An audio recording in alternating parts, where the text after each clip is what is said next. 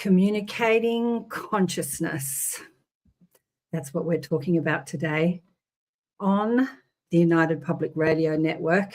On ATP Media, have we got a treat for you? We have the wonderful Preston Dennett and Dolly Safran back on the show to share more of their amazing experiences and to enlighten us about consciousness, which is such a important topic these days.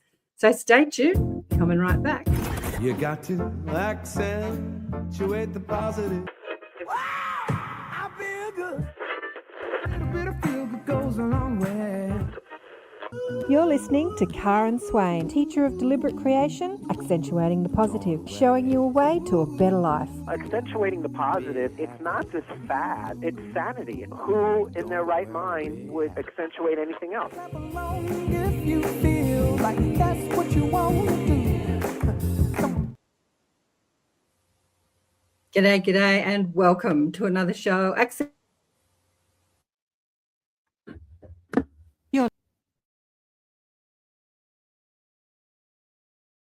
You're listening to ATP Media, Awakening and Expanding Consciousness with Karen Swain on the United Public Radio Network and the UFO Paranormal Radio Network on 107.7 FM and 105.3 FM. Syndicated radio hitting about 120 countries and streaming on 8 platforms.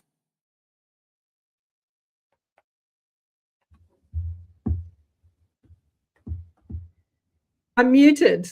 I didn't realise I hit that. I'm streaming over myself. Preston's muted too. Hey guys, welcome to the show. So great to have you back on. Hello. Hello. Happy Sunday. Yeah, happy Sunday to you, and happy Monday to people on the southern hemisphere. It's great to have you back on the show. I think that this is an important conversation. We've got your audience and my audience all saying hello. I want to say hello to Preston and Dolly's audience from the Lightgate. Hello, my family. Love, Preston Dennett. Oh, my sister-in-law. Is she your sister-in-law? I love you, Christy. Yeah, she married my brother. Is this the artist? Is that the artist? Yes. Yep. Aha. Hi, Kisara. Yeah, there's a great audience online. You guys have such a fabulous audience, and I know my audience is on too. Some of my favorites, Vladdy, here he is. Much love to all of you. Vladdy was sharing an amazing dream he had with us in my little group the other day about meeting some humanoid ET beings in a very vivid dream. It reminded me of your astral travels at night, actually, which I want to get into.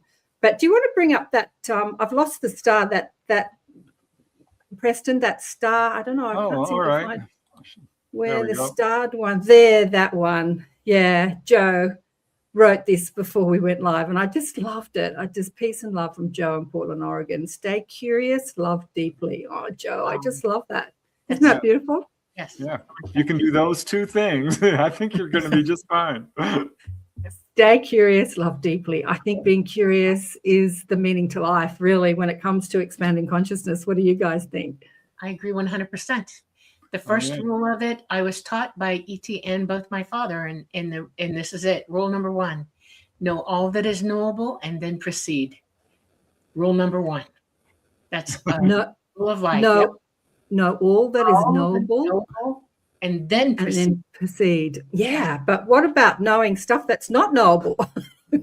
Because, in this world that we're in, the stuff that we find out that we knew we wanted to know, but we didn't know it. But then when we found out about it, we knew it. Does that make sense? Yeah. I actually followed that. Yeah. Yeah. We're operating on 2 planes. Okay. You have your consciousness, who you are, and then your physical mind that doesn't know. What's in your cranium, your brain has no clue, and it has to be taught. And principally your consciousness and your desire to know all that is knowable teaches your cranium what's going on. That's how we drive the car we're in, and it's important. Yeah. Yeah. I remember when I was reading books when I was young, Mostly the Conversation with God books, which was teaching us about how we're creators of our reality and teaching us about consciousness. And I think the Conversation with God books, and this is something I want to talk about with you guys, was really kind of marrying our religious dogma, our religious ideas, because society over the past few thousand years has been gripped by the dogma of religion, and bringing it into a more spiritual understanding and talking about how we create. And I remember reading it, and before I read it, I didn't know that I knew this stuff, but when I read it, I knew that I knew it, but I didn't know it. But yeah, it's stuff like that, and I think that these books exist because as we move into a more multicultural, more cosmic society, we have to meet our star brothers and sisters with a similar consciousness, with a similar intelligence. And a lot of us are still sort of under the dogma of a lot of religion, a lot of fear. I'm sure you've seen it, you guys, with, when you're talking about UFOs, especially you, Dennett, when you Preston, when you're putting out all that UFO stuff, the comments about, if it's the devil's work, if it's alien, and have you kind of encountered that? Oh, have I? Yeah. Which I get that. We all have our beliefs and our preconceptions about what this is all about. And for me, finding out UFOs were real basically collapsed my belief system because I was also having astral projection experiences at the same time. I kind of came to the understanding that beliefs aren't always that helpful and can actually be, lead to delusion even. So I kind of just started to separate what I actually knew and what I believed. And ultimately, you can believe whatever you want or disbelieve it. It has no effect upon the truth. So really important to separate the two. But I do remember reading Neil Donald Walsh's book, Conversations with God, and being really impressed. It was a reason I think that book was a huge bestseller. Absolutely. And to me, it opened up my eyes to how this guy, Neil Donald Walsh, really opened himself up to his own intuitive abilities and was able to get these messages directly from presumably source, but what else is there but source? Let's face it, we are in a universe that is composed of source. God. So I thought those books were a really good example of someone who really just ripped the barrier of belief right off and just went straight into let's explore, let's be curious. Really good books. Like the Celestine Prophecies, that was another one that was a bestseller around that time. It was also really eye-opening. Absolutely. I love the Celestine Prophecies as well. What I love about what you guys are doing, your work. So I haven't done an introduction because I just assume that everyone that's watching knows who you are.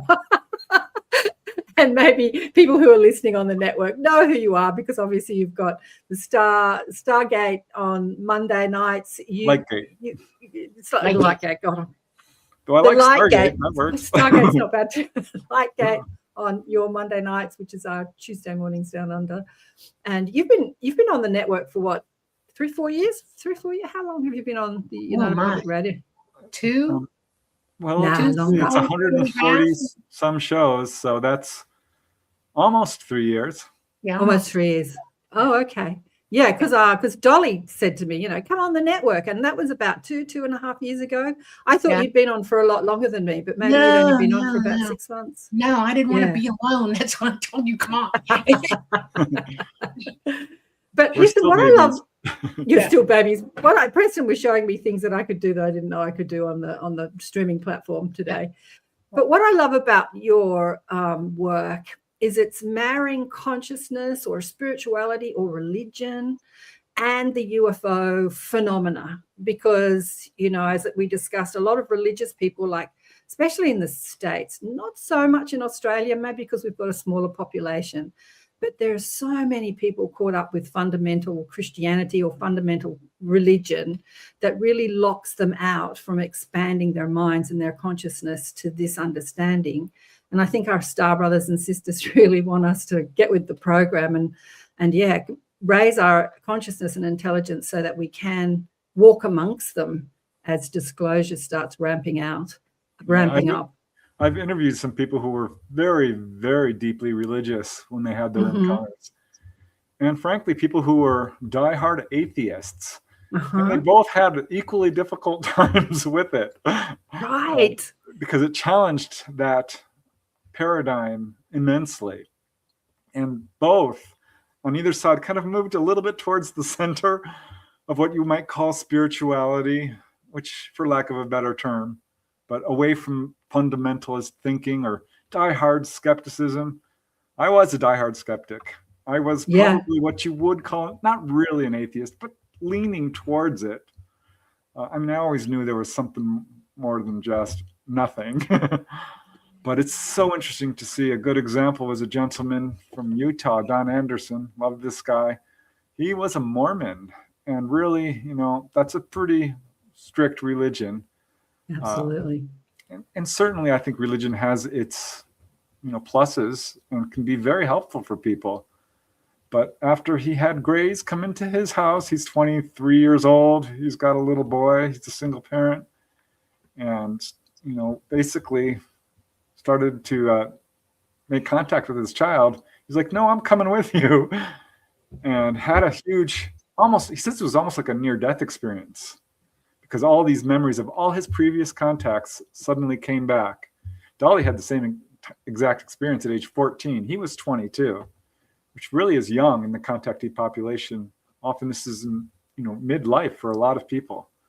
But yeah, kind of blew his religion out of his mind, and he had to find, because there just wasn't room for it in the structured Mormonism religion, oddly. Right. Yeah. Dolly, do you want to share your experience that Preston's talking about?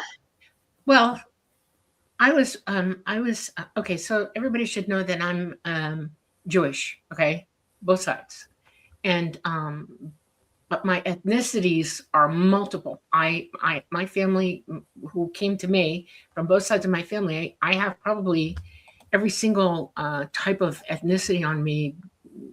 You know, it's out right there, you know, and I'm what I consider a Heinz 57 Mad Dog mix. And within those ethnicities, I have all this family life that's taught me every rich, wonderful thing about every one of those ethnicities. Excuse me, my mind is just talking to me right now. I can't make it shut up. And it is difficult when you're that mixed to see a difference in yourself. I always came at my thinking, or my genetics literally kept me part of the total whole. There's never been a separation for me in anything, whether it's ethnicity or religion or any of that. And when I was very young, my father said, you need to study all religions. You need to understand what everybody's saying. And you need to understand from a scientific point. And he wanted me to see all sides of it. And funny thing, ET was doing the same thing to me. They do not practice religion, and they do have God, but they call God the All-Mind, and there's a reason for that. And so I grew up outside all of it, but learning all of it at the same time from everybody. And the one thing that I came to when I came of age, because it got put to me by ET as well as my father at home, my dad actually got right up in my face. He said, have you made a decision? And I'm like, about what? And he said, and this is about the time I would have been bat mitzvahed, okay? And he said, what are you? Who are you? Where are you going? And I said, oh, I know what you're asking me. And I said, I am probably not a believer, but a follower of the precepts of Buddhism.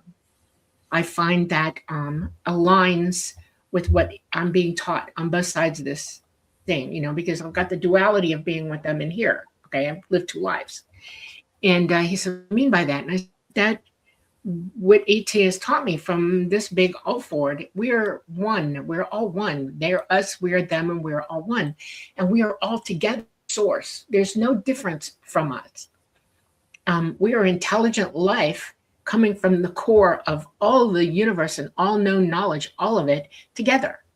Just because you come out into the third dimension to live in a planet somewhere in this universe, and you genetically are coding to live on that planet so you can survive there and learn what it is you got to learn while you're there, is totally different from religion. It is totally different from any idea that you're walking around with right now. There's no separation of ideas. There's no separation of thought. There's no separation of identity. We are all one. And the fact that we don't act like that here is very disconcerting to me. Religion doesn't help us come together as one. Religion separates us. It causes us to war with one another.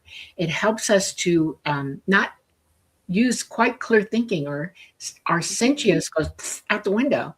Our sovereignty as individuals is out the window. We have no sovereignty over ourselves, which you're supposed to have. That's what autonomy means.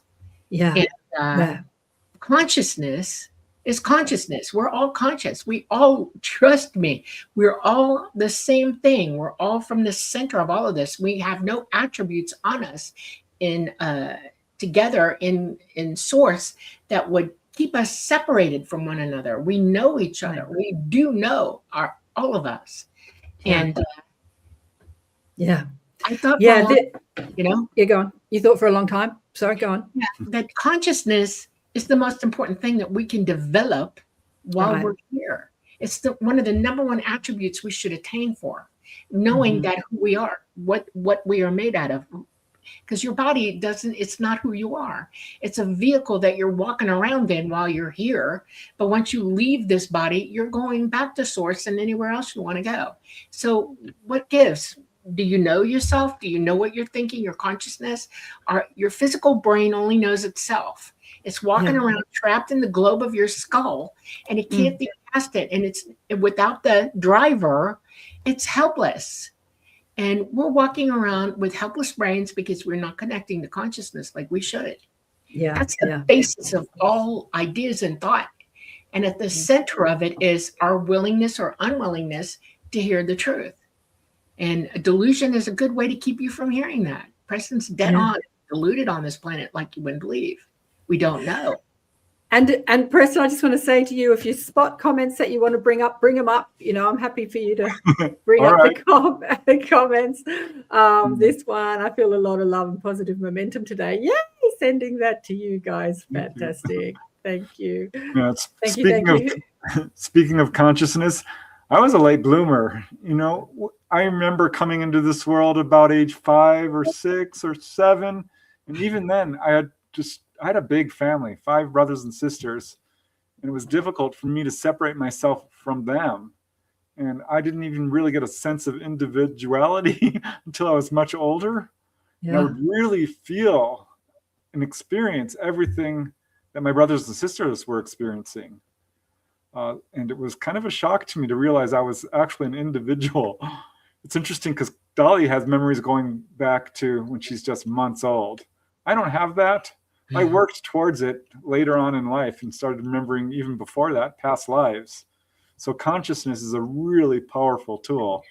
Yeah. And it's interesting because when you go out of body, that's a whole new exercise in consciousness where you have to really learn to maintain it. And I want to get into that. And I've got a question for you about that, because I understand that I'm part of the hybrid program to actually hold that level of consciousness or that level of intelligent consciousness. You know, we have to expand our DNA. The DNA has to be tweaked. And I know that you guys have that too. But Chris Bledsoe, have you had Chris Bledsoe on your show? Or have you been in contact with, seen him in? I sent him, he's in my friends list, and I send him messages and stuff, you know, when we're going to be on and stuff like that. We haven't had direct communication with him, but I've noticed he's a busy guy. He's busy. I've asked him to come on the show a dozen times, and I've never heard back from him. But I love what he's doing because he's marrying the UFO phenomena with the spiritual religious phenomena, which I think is what no, I don't think it. I know this is what you guys are doing too. And as we move forward in our evolutionary status here on Earth, this is what we have to do. Like on Earth, we separate science from religion, or politics from religion. Like we've got the whole thing separated. And just like you said, Dolly, the ETs don't see it like that. They see what we call religious or spiritual or miracles as physics, as science, you know, as intelligence. They don't have this holier than thou sort of put it in this box over there and then there's normal life. It's all just one conversation. What what we see as miracles, they see as understanding of how to manipulate molecules, how to manifest reality. And I think that, you know, what Chris is doing and what you guys are doing is bringing that conversation together instead of having it in those separate boxes. Like there's the UFO phenomena, and then there's religion, and then there's spirituality over there. I mean, I think I heard Chris say on a show that consciousness is another name for God. I don't know, but what do you think about that statement? Do you think consciousness is another name? That's why they call ET calls God the All Mind, because it is all mind, and we're in it. We're part of it. And we can hear the All Mind as well as the All Mind hears us. It knows everything. It created us, and it gave us autonomy. That was our gift. And it was natural for it to do, because everything's got to birth something. Okay. You can't be a conscious entity or an intelligence and not want to create. Okay. On every level. And I think we are the creator's creation. And the All Mind brought us in to be with itself. Okay, we're part of it. And we've been given an opportunity to elevate ourselves, to know as much as we can so that we can reach its level to communicate directly. And then maybe from there, I don't know what's going to happen from there. I wouldn't even want to guess. I have my ideas, but I'm not telling anybody. I have to get to where I'm at before we can have this conversation. It is an incredible idea to understand that. And you have to think of your own parents. If you have a parent that was very wise and you trusted this person with all of your everything, that you knew this person was dead up honest with you and would never lie to you and always give you a thumbs up, you know, you're doing good, keep going, keep trying, encouragement your whole life.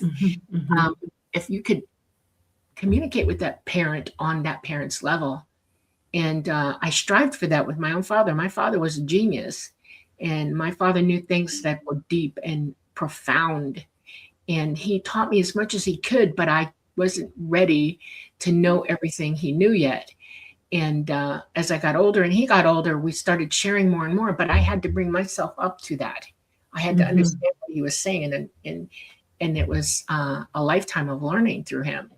That's what we should be doing on a massive level with the All Mind, you know, that which created us. Instead of telling it to take care of us and do everything for us, we should be honoring our autonomy and our regency of ourselves and working towards reaching that conversation with that. Yeah, you know? Exactly. Yeah. There's a lot of questions here in the stars. I've been using the star, Preston. Thanks for showing me that, about death, which is so interesting. And then Mish said here, curious to know what Dolly and Preston think about Michelle DeMarquet's book, The Thiber Prophecy. Have you heard about The Thiber Prophecy? Have you met Samuel Chong? Yeah, I've heard of it. Yeah, I've read the book. It's a bit different from the research I've done. So, you know, I'm a bit on the fence about it, to be honestly. It's certainly an interesting book. Yeah. And I would recommend people read it. But I have to say, I don't know. So, yeah, I'm a bit on the fence about it, because some of the stuff in there really just doesn't match the research I've personally done. I don't think Dolly has read the book, but I don't even know who you're talking about. It was a book that was written by a French Australian guy. He was originally from France, settled, moved to Australia, and had a nursery up near Cairns in Queensland. And in the 80s, he was taken by 9-foot hermaphroditic ETs to a 9th category planet, and he was shown around their planet, and he was told a lot of things about the origins of Earth, actually, and how, just like you said, Dolly, how, like the parents, how they're overseers of the evolution of this planet. He was told about how different species of humans got to the planet, how they came from other planets. He said that the yellow people and the black people were the first people here, like the blacks and the Asians, and then later the whites came. And it's an intense book. It goes into a lot of information. I probably haven't been steered toward that book for a reason then. I'm going to make a point. We are not different species. We are all human. Every last one of us through the universe. If you're sentient, walking and talking, and you have the 5 points of sentience, physicality. You're human. We're Homo sapiens sapien here. ETs are Homo sapiens something else. But we're all connected, though. We all have the same DNA. There's no difference in any of us. We're not a different species. We're exactly the same thing. And that's what I keep trying to get people here to understand. I want you to hear me, because if you're thinking species, yes, there is a human species, but there are not different human species. That does not exist in reality. Okay, the science of species is we're humans, there's canines, felines, you know, fish, primate, birds, all of that. And those are different. I probably used the wrong word, species. I meant different cultures, different, I know, you know, I like every day. white, black, Chinese, what do you call that? Not species. But we're not that. We have different ancestries. skin. Yeah, we have different skin colors. So does ET. We have different ethnicities. Yeah, absolutely. And the only reason we have different coloration on us is because some of us need to be, as we're in hotter environments and there's more sun, we need more melanin. Okay, if you have yellower skin, which I do, I'm part Asian, seriously part Asian. It is I'm also Turkish. You name it, I got it. Okay, it's because we live in a climate where we developed that ethnicity, those colors, and those genetic turn-ups in our DNA to protect us in the environments that we're in. Our bodies will protectively mutate to carry us through whatever we're living in. So we're not different. We're human. As a nurse, I can tell you that for a fact. I don't care what color you are. I don't care where you're from. Underneath your skin, we are identical to one another. There's no difference. None. Zero. Yeah. And I think as we grow in consciousness, we start to realize how truly we are all connected to all living things, and frankly, to the entire universe itself. Absolutely. But I do want to make a point about consciousness. I think we need to be careful to sort of define it. Consciousness is not thought. Thought is something that we can do with our consciousness. Consciousness, I think, would be better defined as awareness, the ability to reflect. Yeah, because thought has its uses, but it also has its trappings. You can figure out wonderful things mentally, but ultimately, it's all about observation and awareness. And I won't give you a definition of consciousness. Consciousness is light energy that exists in real time, everywhere, all at once, all the way. It is that's beautiful. It is an electrical light that is has attained, like in your brain. You know, your synapses are pretty smart. They all know what they're thinking. In your brain, it's a physical, chemical bonds that create the electricity in your brain, and that's how we use energy in the third dimension, so our consciousness can work properly.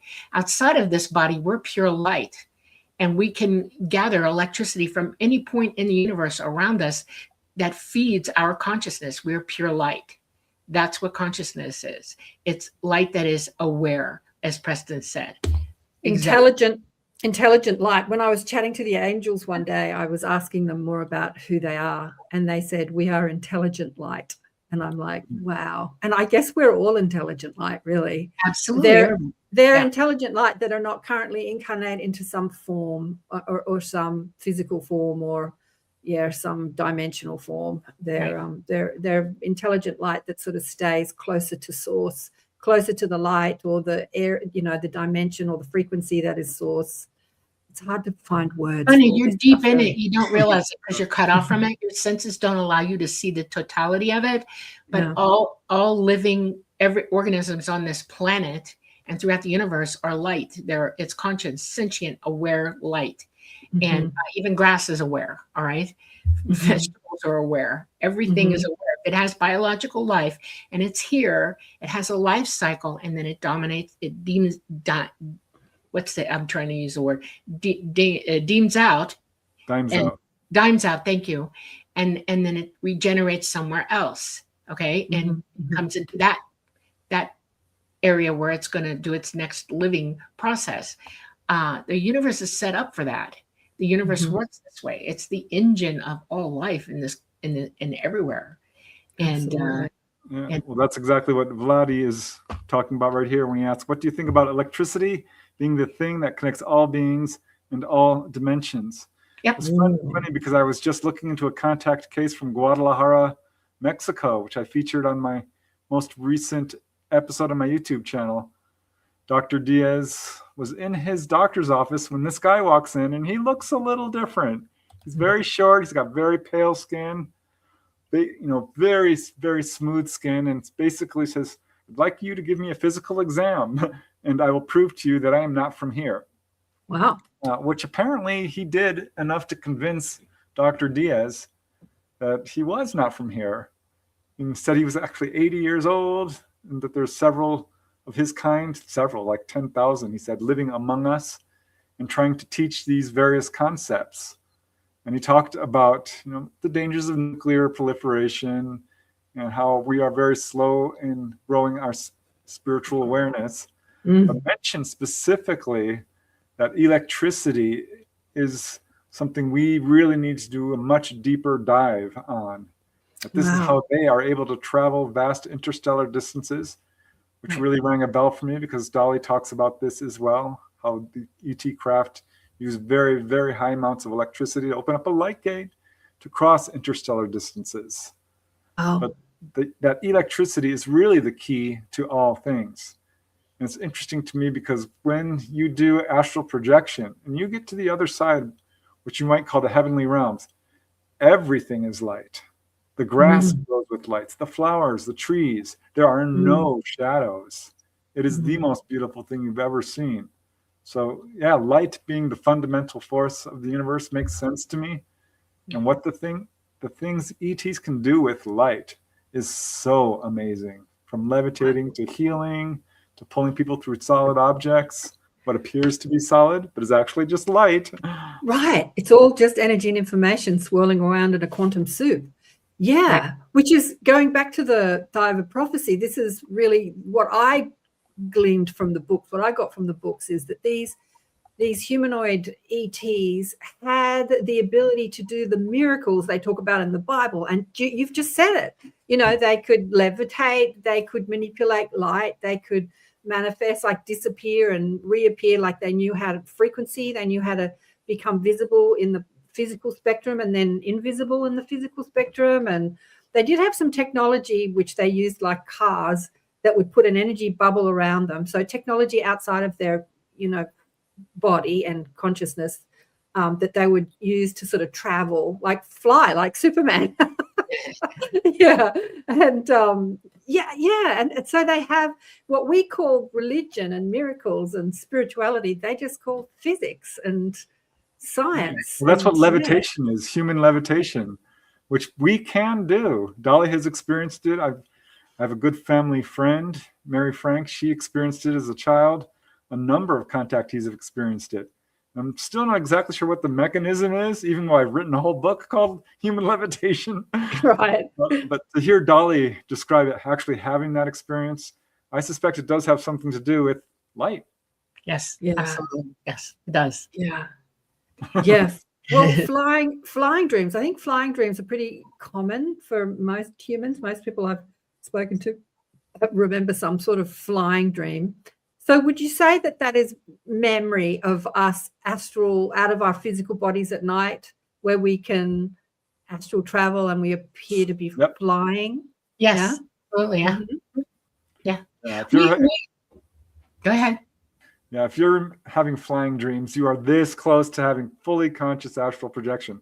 Because remember, we are all doing it every night. Right. And going back to the idea of consciousness, this really surprised me. We're fully conscious on the other side. Even if you're not aware of that you're having astral experiences. You are, and you're directing it, and you're having a good old time, but you come down and you forget it like a dream. It's still there. It's not erased. This is something that I take away from my conversations with you, Preston, about your out-of-body experiences at night. And I've said this to you on other shows, and I'm going to repeat it, is that when you meet your relatives, both dead and alive, from our understanding, dead being that they have finished their incarnation on Earth, and then some that have not finished their incarnation, and you having a conversation with your brother and your sister, I think, saying, do you know you're not in your body? And they look at you like, what do you think, we're stupid? Of course we do. Like fully conscious of who they are, where they are, but more conscious than we are when we're in our physical form, like more Right. conscious of I would who like we to are finish that sentence. as that connection to source energy, or connection to light, or connection to spirit or energy, like Right. more conscious of who we are as consciousness than when they're in their physical understanding. Yeah, go on, Dolly. I want to finish what that thought is. What Yeah. the thought is this. They were trying to tell Preston that my physical brain is not, is listening only as if in a dream. And that when the dream, they wake up, it become fully lucid. They're only partially lucid. They let go of it like a dream because they don't realize it was fully real to them. Yeah. And they let go of it. Your brain will only assign importance to things it thinks are important. And our physical minds tend not to use dreams as something that's that important to remember. So it lets go of it. Your physical brain is a big bad actor in this, okay? Yeah. It is only capable of so many things. And if you're polluting it, if you're not exercising like you should, if you're not exercising it at all, it's not going to have the capacity to fully understand everything your consciousness is doing. And it's connected at night. And if you remember your dreams like that, you're only listening for a little while and then you turn it off and then you wake up. Okay. And so, I had a lovely dream. And you don't realize that, no, you were in contact with your loved ones. You were OBE. You were running around having a good time. And people don't think that they should settle into that and remember it as if it really happened, and then go from there. Every time it happens to you, write it down, remember it more and more and more until you're 100% lucidly dreaming or lucidly OBEing at night, and you can have that conversation for real and then remember for real. Yeah. Well, that's one of the tricks to astral projection. You always have to keep track of it's maintaining consciousness. Right. Where are you? Who are you with? What are you doing? Right. At all times, you need to keep that running in your mind and use the ability of thought and awareness and perception to sort of ground yourself in reality. Because when we go out of body, we lose track of that. So that's one of the techniques that you can use, especially right when you wake up. You're like, okay, I know I was just somewhere. Just lie there for a second and ask yourself, who was I just with? Where was I? What was I doing? It can all come rushing back to you. It's a good technique. Yeah, it's interesting, because I have really vivid memories of lucid dreaming, or just what you were saying, Dolly, coming back into my physical brain perspective and having memory of what I was doing in another dimension, out of body. When I was younger, more than I do now, and I still try to practice remembering. And I know that, Preston, you've said meditate, meditate, meditate, meditate. I used to meditate a lot more when I was younger because I kind of had a reason. I wanted to expand my psychic abilities and consciousness. And so I meditated more then than I do now. So maybe I've got to get back to meditation practice. Yeah, if you don't use it, you lose the connection. Yeah. Do use it. But, I have clear access to guides and angels and dead people, in my physical waking body. But it's that memory of where I've been when I wake up in the morning. Even this morning, I woke up and then felt myself falling back to sleep. And there's this energy, a vibration, frequency. It's absolutely beautiful. It's like warm comfort, where just before you lose consciousness, just like you're falling asleep, and then bang, it's like the lights go out, and then the next thing you know, you've woken up, and there's that memory lag. So I'm saying to myself, I'm feeling this frequency. I'm going to remember. I'm going to remember. Yeah. And I didn't. So one of the things that we can aim for in life is to become conscious and lucid during the day, so we can OBE while we're dead up awake. I want to explain something to you. The chemical process that makes you fall asleep is sort of like anesthesia. It's a chemical that your body administers to you because it's time for you to take a nap. It's physically tired and it starts dropping those chemicals on you, one of them being melatonin. Your pineal gland, which is the important gland that has to work for you to go OBE anyway or be psychic, is that gland. It's an endocrine. And it's part of your endocrine system, and it sees light and dark. It knows what time of day it is. It knows when to sock you up with those chemicals to make you go down. It's a protective measure to protect this body from being overstimulated, because your physical brain can only take so much, where your actual consciousness can handle anything. So there's a state of being that you can get into during the day when you meditate, because you allow your consciousness to become the absolute driver of you and be in consciousness. That's something that people don't talk about enough. You can actually attain full awareness, consciousness during the day. You practice it, and meditating is the first step. There's a second and a third, and you have to be able to get to the second and the third through the first. Going within to go without doesn't mean go to sleep. It means to go within who you are. One of the things that I do every day when I wake up from my sleep, my physical sleep, is I go in and I open my third eye and I remain open all day long. I'm fully consciously aware of who I really am. My awareness is speaking to you as I speak to you now. I hear myself think, not from the brain, from consciousness. And if you practice that, it becomes an everyday affair. It's like breathing. You attain what Buddha was trying to say, nirvana. That's the state of nirvana, for your physical body to be in that light, to understand. Yeah, you meditate while you're awake. Hold that state, because we have these different levels of theta, alpha, gamma, delta. So if Alpha, beta, theta, gamma, delta. Yeah, it goes beta, alpha, theta, gamma. Yeah, I studied this when I studied energy healing. Yeah, if you can pull yourself, you should be able to, because if you measure the brain waves of certain people who are, quote, enlightened, they are able to absolutely pull themselves into these, what you would think was asleep, but they're fully awake. Yeah, theta, gamma. Absolutely have an out-of-body experience while they're walking around and essentially bilocate and do all these kinds of abilities that we call superhuman, but are not. They're natural. Right. Yeah, it's just physics, right? It's just physics. It's just science. Yeah. Dolly was talking about that. Waking meditation, you want to meditate at all times until you reach that point of full awareness, and you're paying as much attention to the inside world as to the outside, because they connect. They're the same thing in a way. Yeah. And this also gives us the ability to perceive frequency, subtle frequency, through the cones and rods in our eyes, through our physical apparatus, that others don't. Because, there are many people, and I know that you've talked about this a lot, both of you, who will look up at a craft in a crowd and 3 people can see it and the rest can't see it, or encounter an ET that is completely visible to some and not visible to others. It's like mediums who can see ghosts and others can't. Right. You're not looking with your physical eyes, you're looking with your third eye. And it appears to be physical because you're seeing it standing in front of you. But I guess everything we see, the mind is seeing anyway. Like, we think it's our eyes seeing it, but the mind is actually interpreting light. It's the car you're in, and it's interpreting what you're doing with it. You're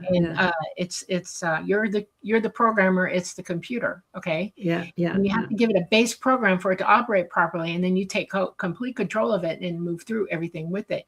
You become the operator, the total operator. And so when I look at you, I see everything there is to see, all energy around you all at the same time.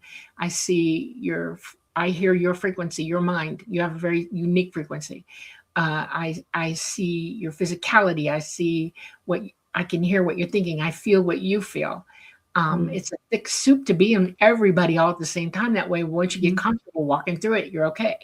A lot of people, they say, "Oh no, it's too much. It sucks the life out of me." No, you lit it. That's not how this is, because you can become energized by it as well. When you hit negative energy, all you have to do is walk away from that. And most negative energy, once you reach full consciousness, won't come near you with a 10-foot pole. It'll see you come and go, no. Well, yeah, absolutely. And when you hit negative energy, if you're not judging it as negative or bad, then it doesn't really affect you in a negative way. It's only our judgment that creates our experience. Like, if you see something horrible and you go into, that's terrible. If you resist, But, in the Thyva prophecy as well, when Michelle was taken up into the ship, it's so interesting how they to get him on the ship, they had to what's the word I'm looking for? Like, take all the bacteria and stuff off him, like wash him. Decontaminate. Thank you. Decontaminate him. Massive decontamination process. But they did something to him so that when he was on their planet, he had the ability to see auras. I suspect that that's what you're talking about, Dolly. He could see people's energy field. He could see the colors in their auras. But when he came back to Earth after his experience, that turned off. And Samuel, who everybody else, yeah, it's like, you know, your children, your baby, when your baby's born, you hold your baby. Your baby takes 6 months to realize it's not still part of you. Okay, it doesn't see itself as singular. It's still part of mama. And if you try to take a baby away from mama, they freak out. It's like, no, okay, very bad juju there. We shouldn't take baby away from mama. Mama's the most important thing in its life. You carry it for 9 months and you got 6 more months to go until it realizes I'm a separate person from you.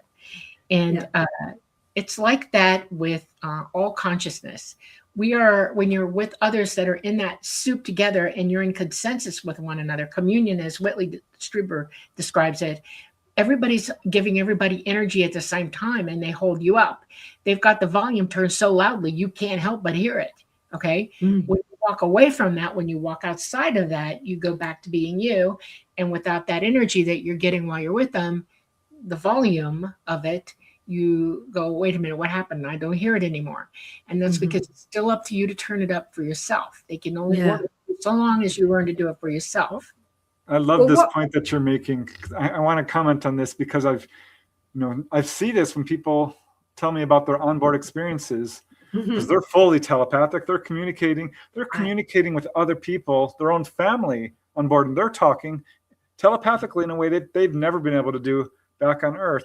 There are accounts of people being able to do telekinesis and levitate, and they're thinking, oh, the ETs are doing. No, it's you who's doing this. And then they come back, and this is when they might experience levitation or telekinesis. I've got a number of cases of this personally and certainly in the UFO literature, where people will reach for something, comes right to their hand, right after a contact experience.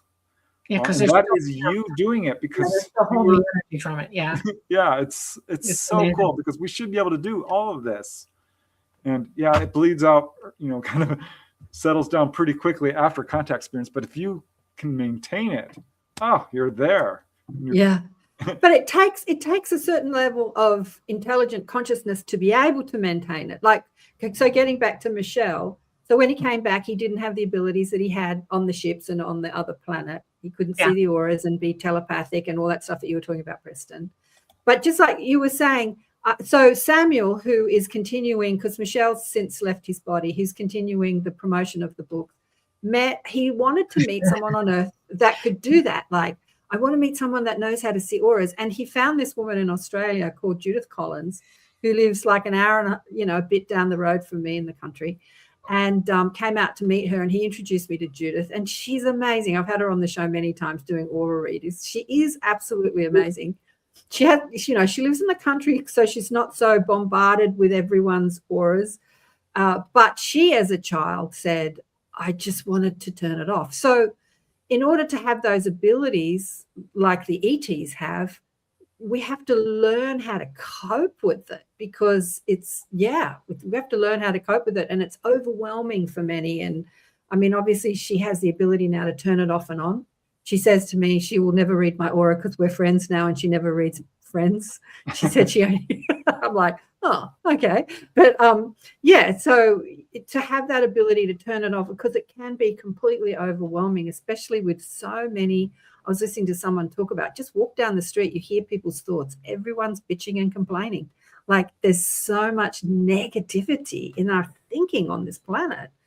Yeah, I would get that coming back from an OBE. It would be very overwhelming. You go to work and people would start talking to me and their words would come out jumbled because they're thinking something else. And that's what I'm picking up. And no, it wasn't always pleasant because, people don't always have the nicest thoughts. Yeah, that's right. I can see why that would be very difficult. I mean, just walking down the street listening, which is what I do, listening physically to people's conversation, they're usually bitching about another person. It's a common, she said, he said, what about what he said this to me, she said, did you hear this, did you hear that? Like, that seems to be a really dominant conversation here on Earth. So wow. I want to get to this question. We're way back on the Bledsoe conversation, but Greg here said ages ago, Greg, I had you start there. what does Dolly and Preston think about Chris Bledsoe's prediction about Easter 2026, which is like a week away? Everything he's been saying for the last 12 years coming true with this war, etc. Do you know what the lady that he sees? He sees this lady, which he equates to the feminine principle or creative principle, the Holy Spirit or the Hathor energy or the Isis energy or the Mother Mary energy. She made all these predictions about ET or orbs making themselves known when the bombs start flying between Israel and Iran. What do you guys think about that? I met Chris Bledsoe, a lovely man. He was healed of Crohn's disease, I believe it was, during an ET contact experience. I do know he's also a religious guy. He is. And I think that perhaps some of his experiences are perceived through the lens of religion, which is understandable because we all do that. Whether you think you do or not, you are perceiving reality through the lens of your own belief system. Which, is perfectly fine. I am not a religious person, so it's hard for me to sort of relate to some of what he's saying in terms of Jesus coming back and this sort of thing. But I'm very interested to see what comes of these predictions. I'm wary of predictions. Yeah. I really am, because there's a lot of them and often they don't come true. Absolutely. And it could be more of a symbolic thing. People perceive an awakening, and it could be just sort of an awakening that's of spiritual awareness, perhaps, rather than an actual, second coming or something along those lines. But I always like to put them kind of on the back burner and watch it very closely, because it's exciting, and we'll see. I mean, a week away, but I don't know. Well, the prediction was that ET would make themselves more known because they would intervene in the war, and we would see that intervention. Dolly doesn't agree at all. No, no better. They are not here. They're not coming back here for a long time. And this is okay, I'm just going to say it. I have to be honest with you. I'm not going to sit here and beat around the bush. A lot of people aren't going to like what I'm going to say. That's not Dolly's style. No, Dolly, I don't know you like that. Let me get back to it. Go. You have to be aware that there's more going on behind the scenes than you are aware of. And a lot of people who seem genuine and honest in telling you things that you should be listening to are actually sheep in wolf clothing. Okay. And that's a metaphor, a religious metaphor, but I'll use it because I want you to understand that the military industrial complex global has gone to extreme lengths to create this narrative that they are operating like a movie. Okay. And they are ready to start dumping on us. And it is called the false flag. And they're going to show you that ET is either going to be your rescuer or your condemner. And I need you to understand that if you're predicting that ET is coming to rescue you, I want you to understand that it's the farthest thing from the truth in reality. I've said it a million times, and if you watch everything that I've ever said, you will know point blank that we are the responsible for our own woes upon this world. We have created every stupid, stinking, thinking thing that's going on here. We had no help from anybody but ourselves. And it's only going to be us that get ourselves out of it, or we pay the total price for that. And that is we're heading into a situation where nature's going to take care of it, whether we like it or not. Yeah. That's why awareness and reality need to get checked. And if you make a prediction to me, I'm going to look at you funny because you are not telling me something that you should be telling me, or anybody else for that matter, because your issues are more important. Healing yourself and what you understand about reality are more important than worrying the world to panic people, make people think things that are not true. It's a type of control that you should not be exercising, period. I have never made a prediction, and I never would. ET doesn't predict. And it's because we are all in control of ourselves. We are autonomous beings, and we're responsible for ourselves. And they, like parents, warn us that we're idiots and we should think about this, but they're not going to raise their hand to fix us. We have to do it for ourselves. So I have to say, I have to say, having showcased, New World teachers for the past 20 odd years, I have heard a lot of stories of people who are now in their 70s, 50s, 60s, 70s, who even as children had angels or ETs or spirit turn up and show them probable realities of Earth and talk about, you humans need to get your act together because this is what could happen. And I call them probable realities because there are different timelines. And even on board, maybe, Preston, you've heard this too with your research, people going on board ship and them showing like probable realities of a future time. I would call them possible possibility. I'm not sure that I would call them separate timelines or anything like that. But they are absolutely very concerned about how we are treating ourselves, each other, and the planet, and this planet. And we'll show it in very vivid detail because it's not hard to see some of these outcomes that we're heading towards. And they are very good at that. And we can do that too. Dolly and I did a whole show with Caroline Ayadarola about precognition. And Dolly and I had a big discussion. She's like, well, precognition is really not the word you want to be using. Cognition would be a much better word. Awareness. Because, you can kind of get a glimpse of the future. It's not the future as you think of it. Things. Your consciousness has no boundaries on it. It's interdimensional. It sees everything all the time, all at once. It is not locked in the third dimension. It's living with you right now in this physical world, but it is mostly supersedes all of that. And if you're warning yourself about something or worried about other people and it's worried about it with you, it will tell you things.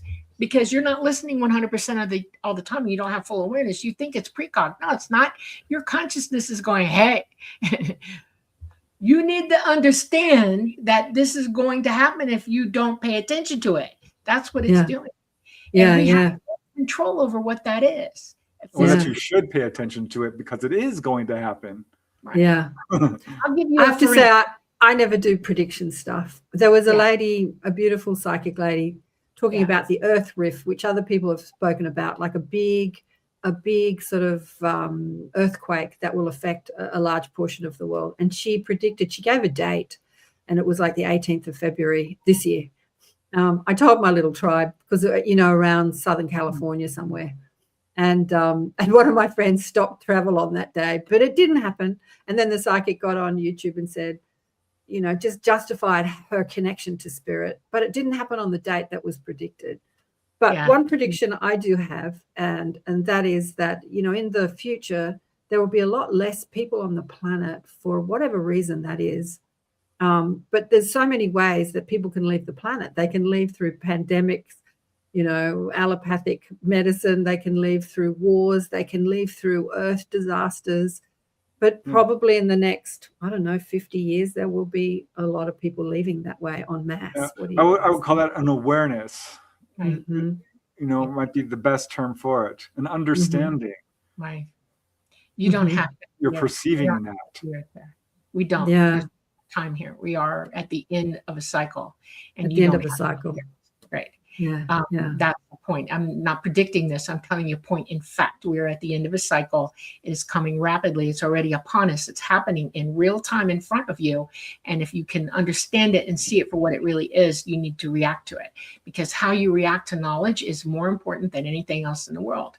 That's why they don't want you to know the truth, because they've known for 80 years and have deliberately kept it from everybody, because there's a lot of people on this planet. We can cause havoc. We're perfectly capable of messing up their plans. And so they're holding it tight to their chest to the bitter, bitter end. And they have a bitter, bitter end. They're committing genocide as we speak. These little diseases that are cropping up, these, genocidal idioms that are going on in Africa. Africa is just now starting to have problems. They've been having them. I've watched it in real time for the last 50 years. Okay. God, 100 years, Okay. Yeah. Really wiped everybody out, and everybody that's left is acting like idiots. Okay. This is not good, and it's headed for everybody else now. And you have to be able to see that people are losing their minds, and it's because it's been controlled to happen. And it's another reason for getting conscious. So I want to get back to some questions that came up that I starred. Thank you, Preston, at the beginning. because when we started talking about consciousness, so Carly says, still can't wrap my head around death. Yeah, there were quite a few questions around. It's a strange system, isn't it? Death. We're going to be here death. for a while. I'm certain we'll experience something after death. So yeah, as humans, we think that this human experience, is the only experience, and yet ET understands. They are multidimensional, and they understand death. Like my guide said to me when I said to them years ago, how do I help? What do I address? And they said, well, the thing that causes the most suffering on your planet is your understanding of death. When you understand death better, you won't suffer so much. It's a misunderstanding. The word death is absolutely a bad word. used. I don't like it. It's called transitioning. You transition from this body and your energy goes somewhere else. You're transitioning. Okay. And you don't die. That's the point. We don't die. There is no death. It doesn't exist. Religion created death to control you. So quit it. No, it's transitioning. And when you're ready to lose this body and walk out of it, that's what you do. You walk out of it. And if you could remember what you're doing at night while you're sleeping, because your consciousness isn't going to lay there with you all night long. It has things to do and places to go and people to meet. And it does. And if you open up that line to it and understand that you're doing all this, that you really are an entity, and this is just a car you're in, your life will go much better for you. And because what's the point of living if you're just back? I had to bring up this thought. Funny, don't tell Trump death is a transitioning, because then he'll never die.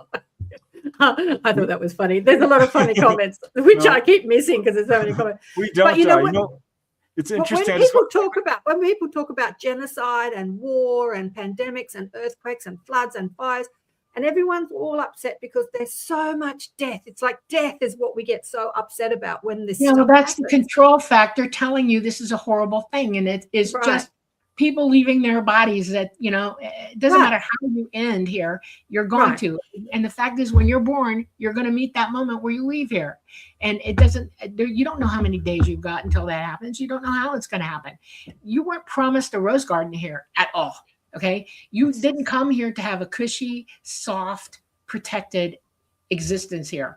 You came here to get dirty. You came here to get wet. You came here to get pain. You came here to get cut and to get diseases and all this other stuff while you're trying to educate yourself and live and become more than you are. It's the hardest classroom you can be in this place. And if you don't teach that to your children, they grow up thinking that they're owed everything. They refuse to believe in anything.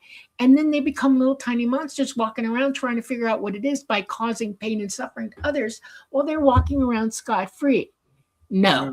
We need to teach people exactly what death is, because actually it is something that's pretty much inevitable. Right. And it's not a horrible thing. It's not a tragedy. It's just a life event. And actually, it's tremendously healing, because you get a new body. You get to review all the things that you did in your life. And in fact, we get this opportunity every single day, because sleep is often been called the little death. And some people have horrible insomnia because I think it's related to the fear of death, and they have trouble falling asleep, because in a way, it's like a near-death experience in a minor way. There's no trauma involved, but you're leaving your body. You're going to the other side, just like you would when you pass on. Yeah. So this is a wonderful experience for you. I saw you on, I haven't finished watching it, but on Jeff Reynolds' podcast, the Jeff Mara podcast, talking about out-of-body experience. Great show, fabulous show. I loved it. I've got to finish it. But we've had that similar conversations on ATP Media as well, but I can listen to it 100 times and then. But when I was on Jeff's show a couple of years ago, we were speaking about the same thing, and I said, we die every night. And that's the, how he takes a bit of your conversation and puts it up as the title. We die every night. That was his sensation. But as you say, sleep is a little death. Yeah. I mean, we're doing it every single night. And how much we love going to bed. Everyone, like when you're a little kid, you're like, oh, I don't want to go to bed. But then you're an adult when you're like, I can't wait to go to bed. It's sort of the marker there that you mature. I've seen kids fall asleep standing up because they refuse to take a nap. It's like right, yeah. It's amazing. Well, they're new here, and they want to see everything and experience it all at once at the same time. And the joy of it is so immense that they just can't stop. You know, it's like, I'm not going to go to sleep. I'm going to waste my time doing that because I want to experience all this stuff. And then they go, you know, and then you get age and you get wiser, and then you realize I really do need to sleep, you know, and take a nap, you know, go to bed, get a good night's sleep, restore the body, because the body ages and it needs that. But what's really interesting about sleep is you don't lose consciousness. And if you get really good at OBEs and meditating, maintaining awareness, you don't lose that awareness. Dolly can do that. She can basically lie down and go to sleep, and she's out of her body. I'm not quite, I've done it a few times where I basically stayed awake from lying down to waking up. I did not lose consciousness. And it is the coolest experience. It's like, It's cool. oh my God. I want to discuss this, but we're running out of time. It goes so quickly with you guys. We're going to continue the discussion on the light gate tomorrow. Yes. But Yes. I remember I had Penny Kelly on the show years ago, and she said, I basically didn't sleep for 3 years. And I said, what? And that's exactly what she was talking about. She had this coherence and consciousness when she fell asleep. She had the same consciousness as when she was awake, so that it never felt like that blackout, that forget. She didn't have, and I said, well, what did you do? And she said, I didn't know what to do. So I flew up and sat on the roof like she's in her astral body. So she had this like you guys do, this physical awareness while she's in her astral form and out of her body, but that same physical consciousness. And so she didn't know she could go to other dimensions, that she could do whatever. So she just sat on the roof and she was looking up at the stars. Yeah. You eventually moved away from that. I started that as a small child. And a craft came, a light craft came and said, hey, you want to go for a ride? And so she went off and played with some ETs. But she doesn't talk about that so much these days. She gets more political. But yeah, so she said she didn't sleep for 3 years. And then obviously after 3 years, that sort of turned off. Do you want that to stay on, or do you want that, like, if you develop that ability to have that stream of consciousness from awaking, sleeping, so it's the same awareness, or is it stay on? Mm-hmm. What? It should stay on. You know, there's a series of books by Tom Brown, who learned from an Apache scout stalking wolf. Mm-hmm. He tried over and over again to sneak up on that man when he was sleeping. Get real close, the guy would just sit up and turn and look at him and smile, because he was awake. He taught Tom Brown how to do all these amazing things.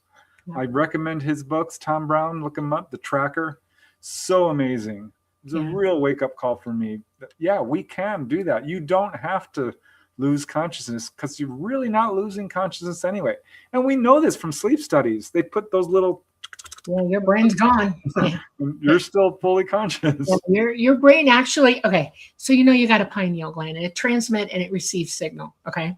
And that's important because your consciousness is signaling to your brain all the time. And once you open up that conduit, you know, I'm going to call it a conduit. It's just you're attaching to yourself. And once you do that, you're aware 100% of the time. Not to do that makes you confused, perplexed, lackadaisical.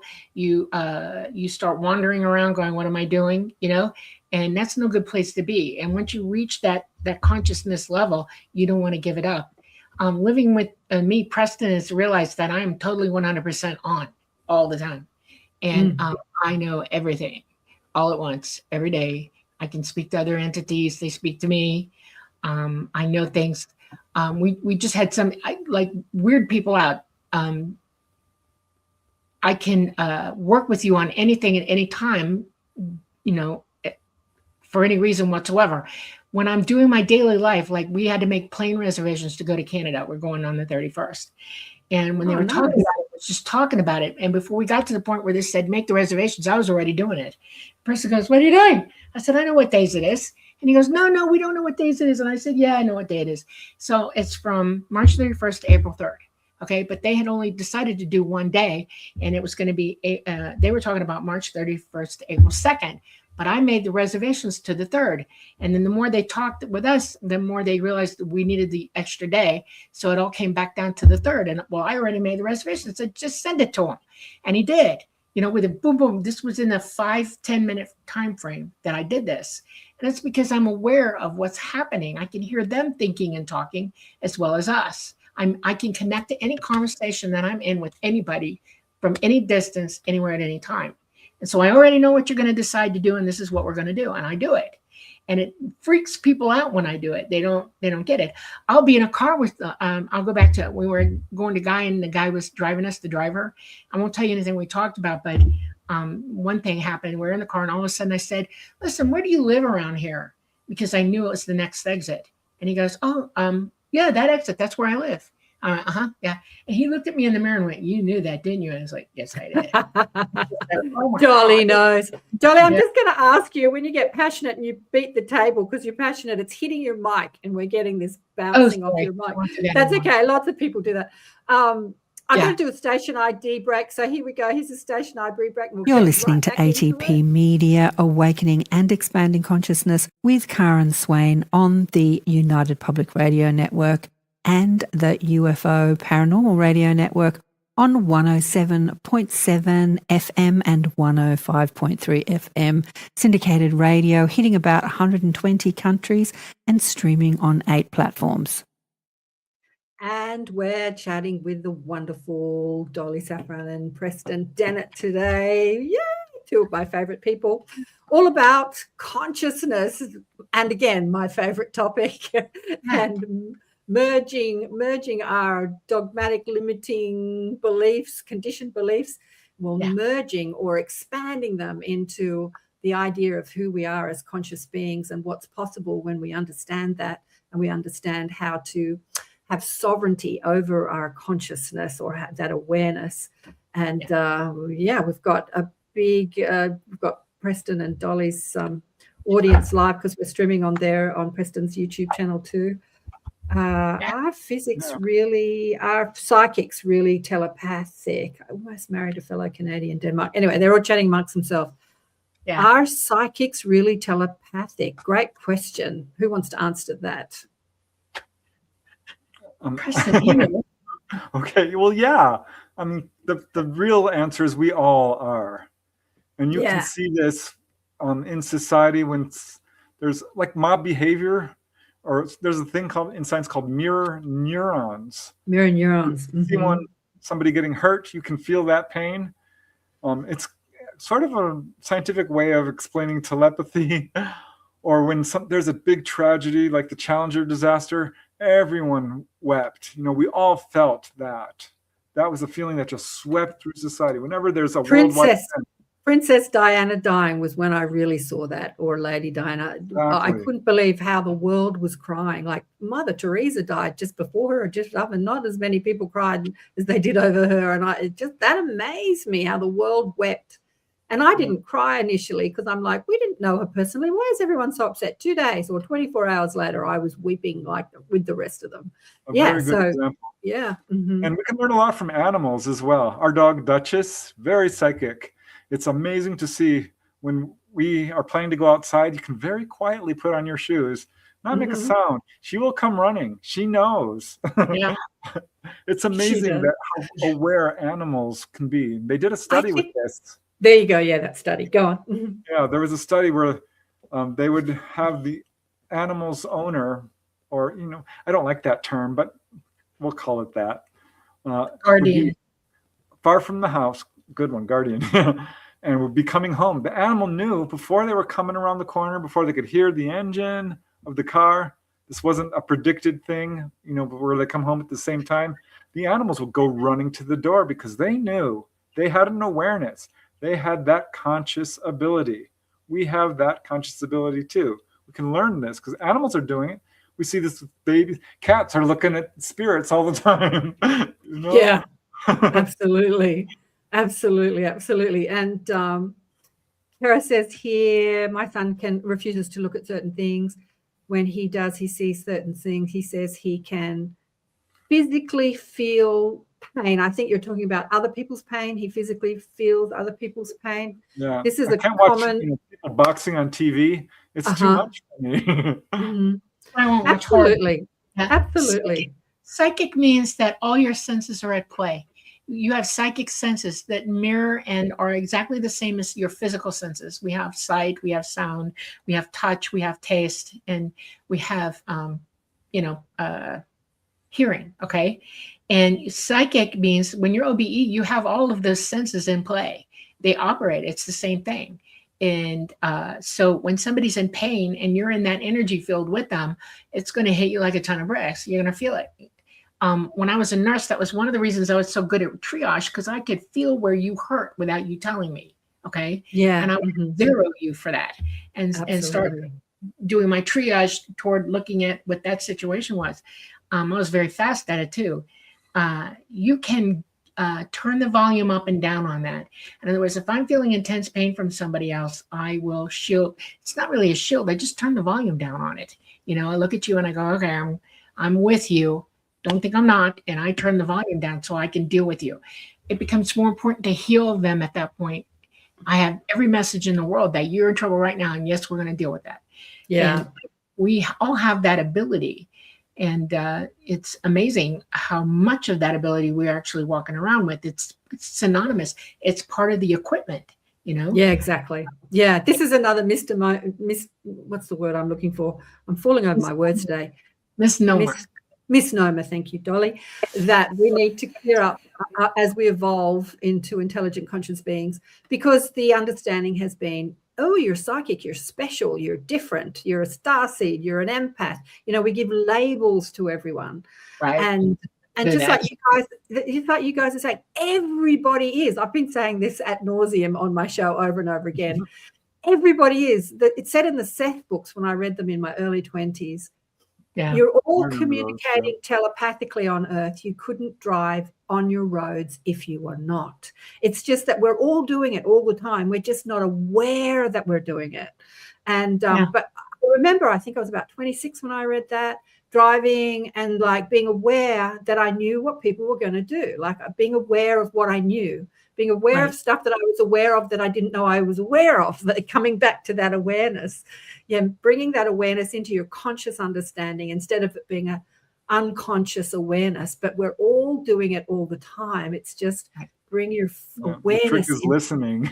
You know, I was once in an intersection. I was in the back seat. My brother was driving, and my sister-in-law, who was in chat, Christine, was sitting in the front driver's seat, and we were next to this giant truck. And the light turns green, and Christy turns to Mark and says, "Beware of red light runners." And he's like, "What?"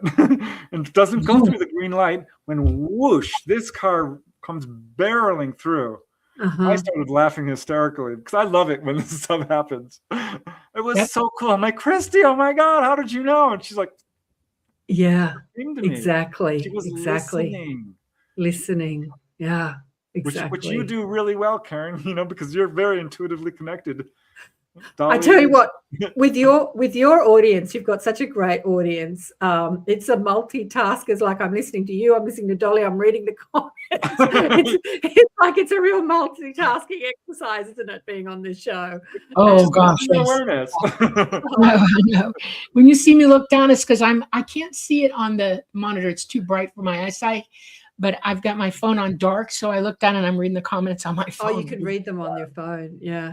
But yeah, being on radio was something. I remember when I first went on radio, God, how old was I? I think I was 50, maybe late 40s. And I first went on community radio where you didn't have a producer. So you have to answer the phone, do the panel, put on ads, put on music, adjust the volume, have a live guest in front of you. And as a psychic, talk to my spirit guides all at the same time.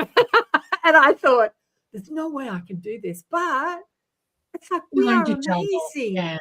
And being on this StreamYard and doing this in our, in our third act, as we all are now, it keeps your mind, agile. It keeps your mind busy. It keeps your mind agile to be able to multitask like this.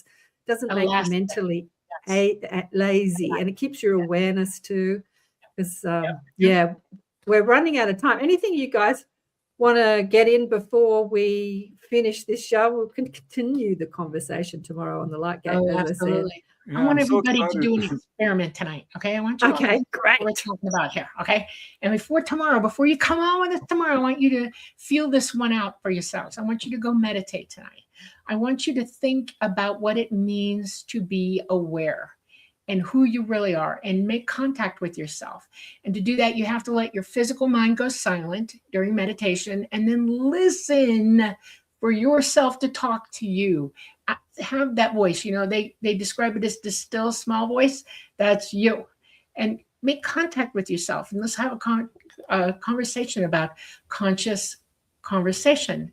And that's what you're employing when you do that. So that's your homework for tonight, y'all. And we'll talk about it tomorrow. How's that? Well, I love that, Dolly, because, you know, I think what a lot of people are doing is they watch podcast shows. It engages our interest. It engages our curious mind, and it's beautiful to be curious. What was that quote at the beginning, Preston? Stay curious and love deeply. Love that. Yeah, stay curious and love deeply. Yeah. But, you know, engaging the curious mind doesn't necessarily mean that you're going to implement what you know to be your truth into your life as your truth.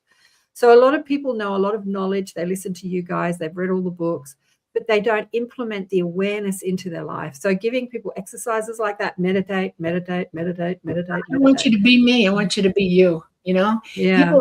People say this to me. How did they choose you? You know, you must be very special. No, I'm not. I'm just like you. I just was more in tune with doing what I needed to do to try to catch up to them. And I was on a mission that I was going to learn how to do this. And I did. It came naturally to me. It can come naturally to you. You just have to give up all the around you that's telling you no. Say yes to yourself. You can do this. Exactly. And you do it for you, not me, not Preston or anybody else. But the reason I give you this assignment is I want to hear your journey. I want to hear how you're impacted about it. Come in the chat and go, that's why. You know, I want to hear all that stuff. It's marvelous to me. I don't like sitting here chatting to myself. I'm giving you information that I hope you employ, that you use to help yourself. Yeah, absolutely. You know? Absolutely. We have to believe in ourselves. We have to love ourselves. We have to forgive ourselves. You know, we have to really embrace ourselves. Right. Absolutely. It's all about self, while at the same time, all about everyone else. That's how connected we are. Because the idea of individuality is very, you know, prominent here in the third dimension, but it's a bit misunderstood. We're not alone at all. Never alone. Never alone. That's right. I just want to say hi to Leah. She says always an awesome show like no other. She's loving it. Honored to learn. Thank you, Leah. And then what does Dr. Neil say here? I've been putting 3 hours relaxing Buddhist teachings on my YouTube to go to bed. Works great. Thanks for that. Some solfeggio frequencies. What do you think of the solfeggio frequencies? Do you think that's the go? Or? The solfeggio. And that's how you say it, solfeggio. And nice. Solfeggio. And it's a sequence that occurs during brain frequency, and music is very largely associated with that. We created music because we had to let what was in our brains come out, and it came out as music. Music is a language. We speak this language. Music is the first part of light language. Okay. Just so you know. And you're hearing tonal qualities, you're hearing frequencies and stuff like that, because we all think in those. And so, yeah, the solfeggio is the first and only true scale. It's the scale of light, how light operates. So, yeah, it's very important to understand what that is. So, yeah. You know, I think that you've probably spoken a lot about the hybrid program. Definitely, Preston, you've researched that with different people, haven't you? I had this beautiful woman on the show recently called Tanis. What's your last name? Me and names. Cole. Anyway, and she's a hybrid. We were talking about the hybrid program. She was talking about meeting her hybrid children. And so I asked her this question, you know, why do you think they have the hybrid program? And she said something that I hadn't considered before, because I've had this conversation a lot. She said, if we're to meet ET physically, they have to be more physically like us because of the bacteria and the microbiome and the energy frequency and everything. So if we splice the physical DNA with their DNA, it's more possible for them to be physically on the planet. I thought, flip that around. Wow. Flip it a little bit. I'm hybrid. I'm a known hybrid. Okay. Yeah. So that I can exist with them because I had to be with them to learn from them. It's not because of them, their genome not being able to handle me. It's my genome being able to handle them. Yeah, both ways. It goes both ways. As I was saying that I discovered I was a hybrid too. in order don't to hold lose the humanity. psychic abilities that I hold. And it might have started before, but I know that my mother was different. She looked different. She looked the same, but she looked different to her family. She was a completely different. And accused so of related to anybody. I freaked out. And Preston, you talk about your family a lot. Do you think your whole family, their DNA was tweaked in order for you guys to, well, you specifically, to do what you do now and have the experiences you have? Here's our There's second your copy. friend. Hello. The dog. For people listening on radio, the whole UFO thing is in my family. My older brother and my younger sister both have had very close encounters. I probably had the most of all of us. I never knew about my parents, but I suspect, yes. And in a way, we're all kind of hybrids, if you want to look at it that way. Absolutely. Absolutely. But we don't understand genetics. And I really like how Dolly talks about this, that we have all the genetics of all life in our own. The template of all life is within us. So if we could even begin to understand genetics, we would definitely have a great leap forward in understanding all of this. Right. Yeah. But I think that eventually everyone's DNA will come online to do what, you know, great psychics and seers and telepathic and OBEs, conscious OBEs do now. It's just that some came before the others, right? Some came to show and to teach this is what's possible, and then the others will sort of catch up, right? Yeah, well, we live in a society that rules us. Okay. And we go through periods from our generations where we're under a thumb, and ET's like, okay, we need to get some people to come on board and, you know, help drag them out of this stinking thinking. And they do that. I love that. Stinking so thinking. people like Buddha, you know, and Krishna, and Shiva, and Jesus Christ, and everything, and Leonardo da Vinci, you know, Michelangelo, other people, you know, are teachers, and they've helped us enlighten us, and they're very close to that. They're gifted so that they could. So, Well, again, I'm going to go back to the Cyber prophecy. 3 minutes to go. Because this is what they said about Jesus. They said there were two Jesus. They said that the virgin birth Jesus, the one that was born to Mary, DNA was tweaked so that he could be a seer and a teacher.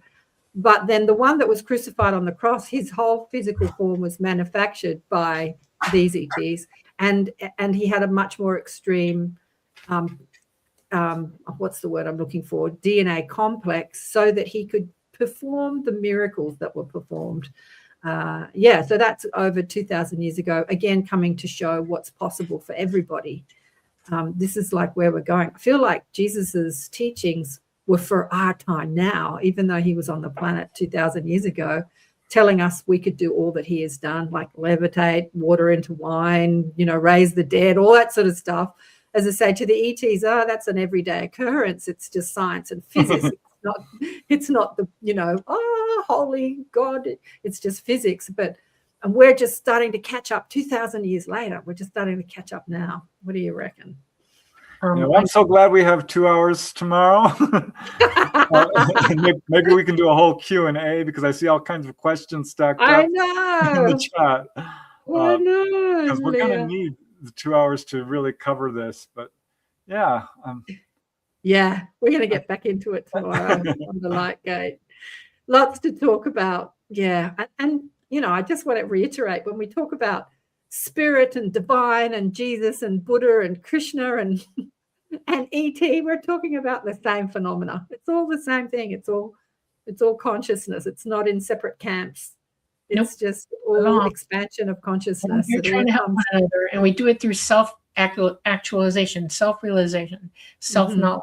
We learn, we teach ourselves, and we become wise. If people knew their own power of their own thoughts, they would certainly think more carefully.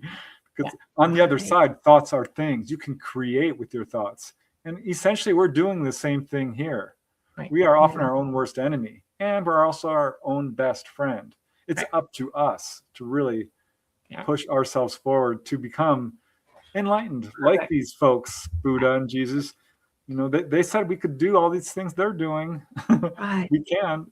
We can. Yeah. Supposedly Jesus taught his apostles what he knew how to do, and they just demonstrated it as well. So things like that. He was teaching the whole time. So yeah. Oh, guys, it's always such a joy and such a pleasure to be with you two. I feel like you're my family. We're family. That's great. Part of the network family and soul family. Yeah, I just love what you are doing in the world. I really do. And Dolly was telling me secretly yesterday that Preston, when he's not eating or patting the dog or going shopping or shoveling snow, he's at his computer working. He's so dedicated, churning out the books and churning out the podcasts, and then the Lightgate putting different experiences and scientists and ET researchers on the Lightgate with Dolly. Yeah, you're amazing, you two. And thanks so much. And let's continue this tomorrow. Let's continue. So everyone who has been listening, please do what Dolly has asked you to do, with your consciousness and meditation. Be aware of what you're aware of. Notice what you notice. This is something that I learned through a healing technique. Notice what you notice. Notice where your attention goes, either when you're thinking or when you're looking physically. Where do you place your, notice what you notice. Notice what you notice. Bring your awareness in and tell us what you learned tomorrow on the Lightgate. Absolutely. Yeah. Okay. Do you want to remind people the times? Because I think we're earlier on ATP. You're a bit later. Yeah, we're 8 p.m. Eastern Standard Time on Monday nights. That's 5 o'clock on the Pacific Coast and 7 o'clock Mountain Time. So yeah, it's going to be fun. And I think it's probably about midday down under, which is a nice decent hour I can sleep in. Big love to you all. Thanks for all your amazing comments. Sorry I didn't get to all of them. It was incredible. Tomorrow, great. See you tomorrow. Thanks for the live show. Thanks. Preston's more vigilant at the comments than I am. I might get caught up in the conversation. But Q&A. Bring your questions tomorrow, and we'll see you tomorrow on the Lightgate. Big love to all of you. Mwah! Thank you, guys. Ciao.